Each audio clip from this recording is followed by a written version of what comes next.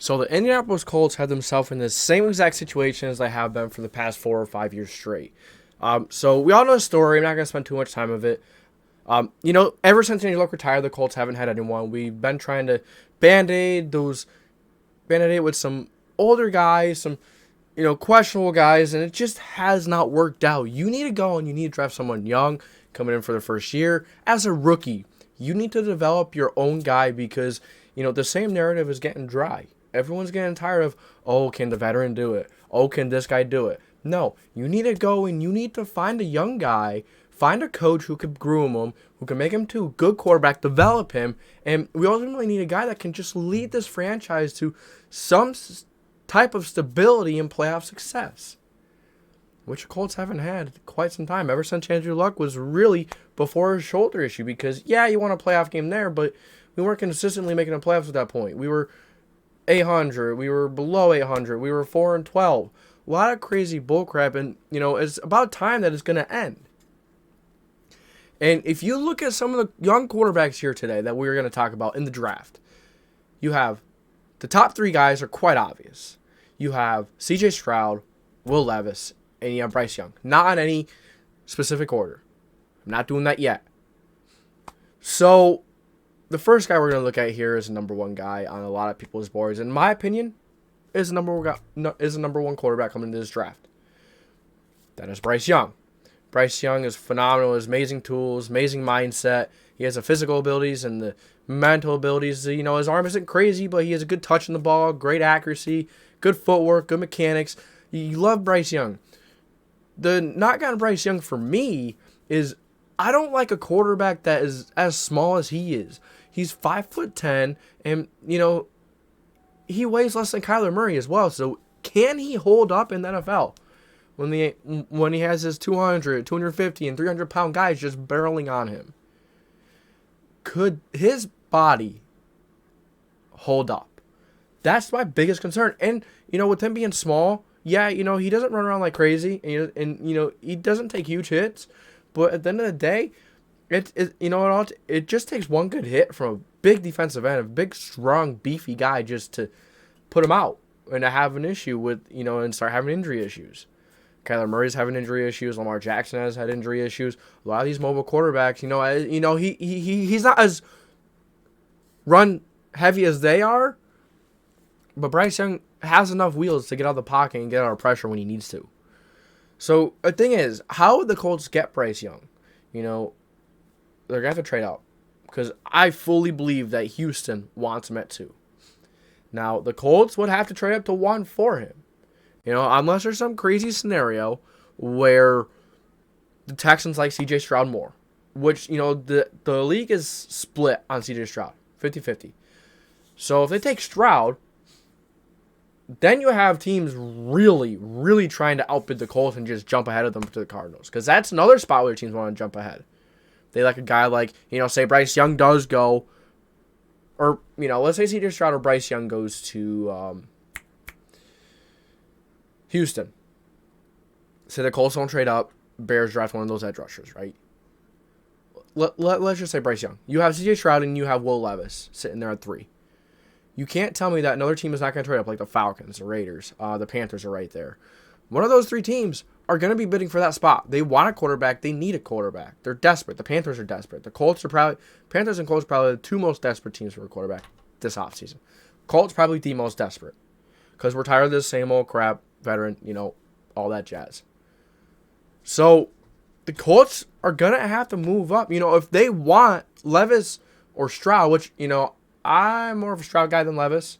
Levis has amazing physical tools. His mental game is not there, though. His decision-making is great. Sometimes his mechanics are a little iffy, and he misses a easy check down.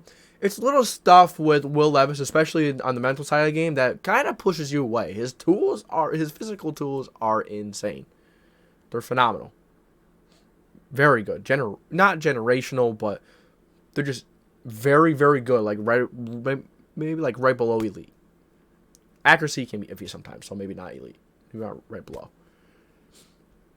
But if you want one of these 2 guys, Stroud or Levis, like if you like one more, You have to move up to 3, unless the Texans take Stroud and then you have Young. You know what I mean? If you want two of these 3 guys, 2 of them are sitting there, and you want 1 out of 2 the most, you have to trade up. You have to swap with the Cardinals. You have to. Because those other teams are going to be trying to get right there as well. And, if the Colts offer them, to swap this year and 1 next year, say if the Panthers offer this one next year, 2 seconds instead of the Colts, just swap in a second this year, maybe a 3rd and 4th next year. You'd rather the 2 seconds, in my opinion, and the swap of the 1st.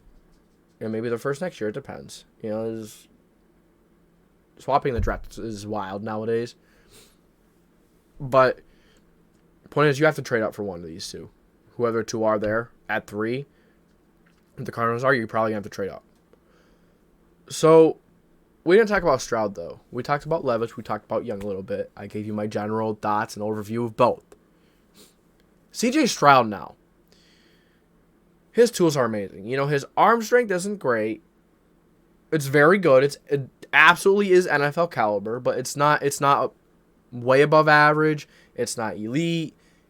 It's solid arm. Solid, little better than average arm.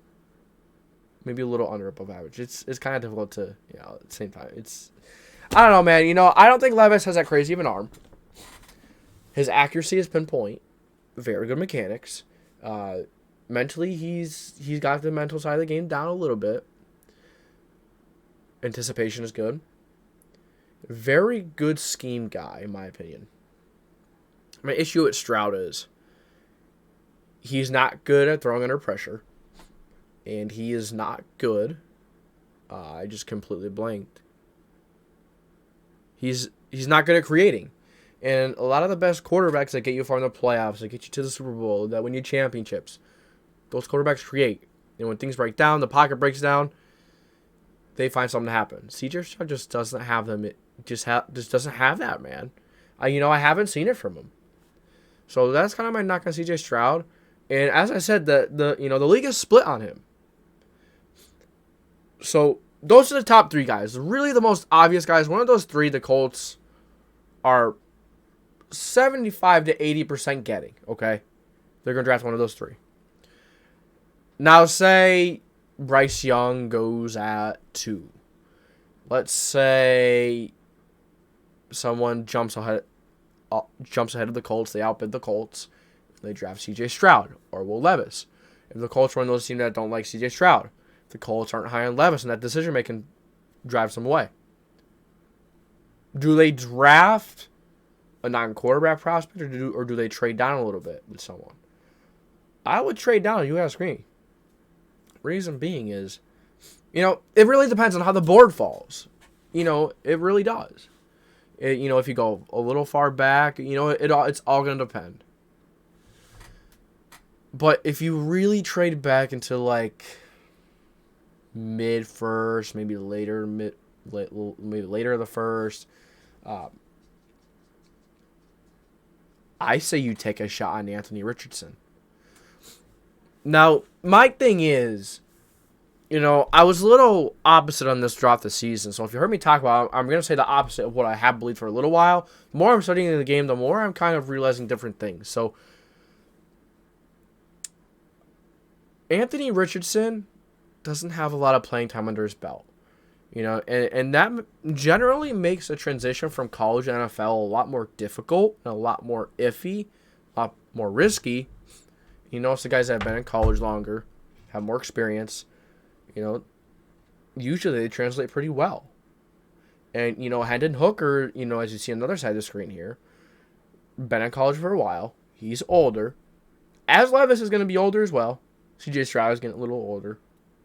For draft guys, young guys, if you get what I'm trying to say. And those guys generally come out and they just transition really well. So, as I thought of it more, I thought of it as, if he's going to come out and play really well right away and the transition is good and he still builds on that, yeah, he's older, but you're not guessing yourself for another year or two if he has it, because if the transition is easier, you kind of know they have it, and you want to see if they can build on it even more. Now, a guy that has played 1 year like Anthony Richardson, you don't really know that much about, and it's very risky. They don't have that experience.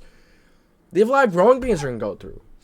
So you're just taking that time. Now, Anthony Richardson's ceiling is insane, but generally speaking, those guys are just going to take time to develop, as you play them as well. They may sit for a year. The guys that need to learn a little bit and just are raw, haven't had as much playing time.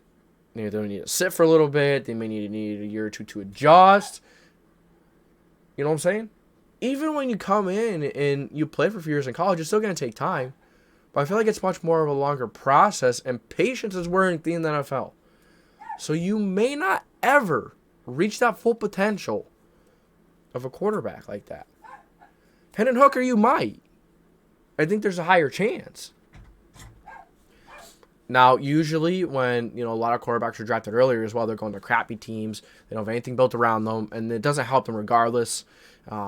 Regardless of how good they are. Some quarterbacks just find a way, and those are the guys that you really look for. Those are the top guys, and those are the hardest guys to find. Your Patrick Mahomes. Josh Allen is very good, but he is unpredictable in a bad way. I'm just doing some comparisons here, just saying some general stuff here about quarterbacks. Your Tom Brady's and Aaron Rodgers of like 5 years ago and before that, a little after that. They found ways, but they can't do that anymore. It's in a day and age in the NFL where those guys can't carry a team. They need a decent team around them. And that's because, they can't get out of the pocket. They can't extend the play. Now, a guy like Hendon Hooker, a lot of these top 5 guys in the draft, Anthony Richardson really is the fastest guy that can move around a lot. So, in that department, he's better suited, but his processing ability, that kind of stuff, reading coverages prior to the snap, is not great. But he doesn't have a lot of experience either. So it just brings a lot more mystery to the table when a quarterback doesn't have that much experience in college. Kind of thing. So, Anthony Richardson, right? He is insane. He's huge. He's got a cannon of an arm. Accuracy is iffy. Throws a lot of picks. And as I said before, he hasn't really processed coverage as well. His mechanics are raw. He's a very, very risky raw project. That's why I'm saying, the less time you play, the more crazy, wild physical abilities there are, the risk goes, the reward goes up. But the risk is 10 times as well. You go to a guy like Hendon Hooker, he's a much better processor. The ceiling is not as high, but he's going to transition well. And if you think about it, the Colts aren't going to be ready right away anyways. So maybe a guy like Anthony Richardson, if you trade back, let's say, some crazy scenario happens, and the Colts sign another veteran, and they let Anthony Richardson sit. Now, right now, the Colts are going for a second interview with Dan Quinn, which I just hope, dear gosh, that they're not going to try and pair him with Matt Ryan next year. I hope that's not why they're trying to bring him in, because Matt Ryan's 37. It's just a bunch of bull crap. I hope they really bring him in because they think that he could lead and make this team a great team in the future. Not just because Matt Ryan is here and trying to win a Super Bowl now, as soon as possible. Because that is so unrealistic. You are not going to win a Super Bowl with Matt Ryan. It's not going to happen. So then if that doesn't happen, you set yourselves in another situation where, Dan Quinn gets another year.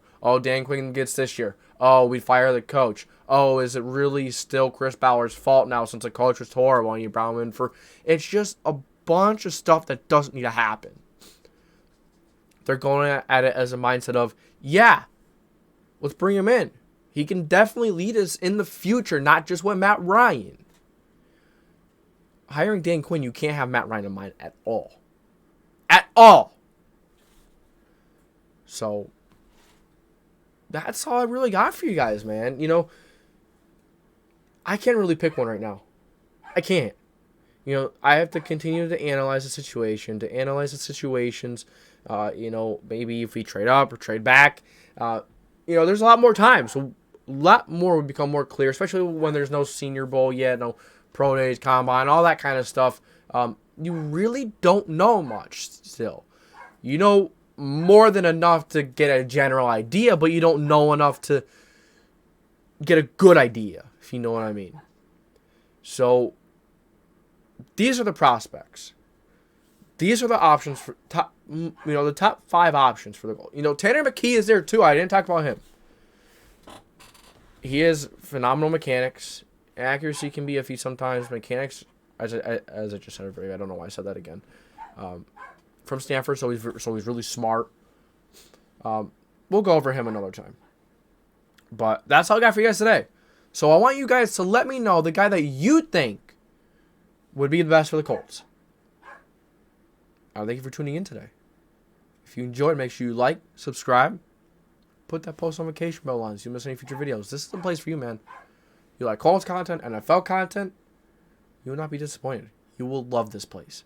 So I thank you for tuning in to the JDW Sports Talk Show, where your fans welcome. As I said, subscribe, like, put the post notification bell on so you don't miss any future videos. This is JDW Sports Talk Show, signing off.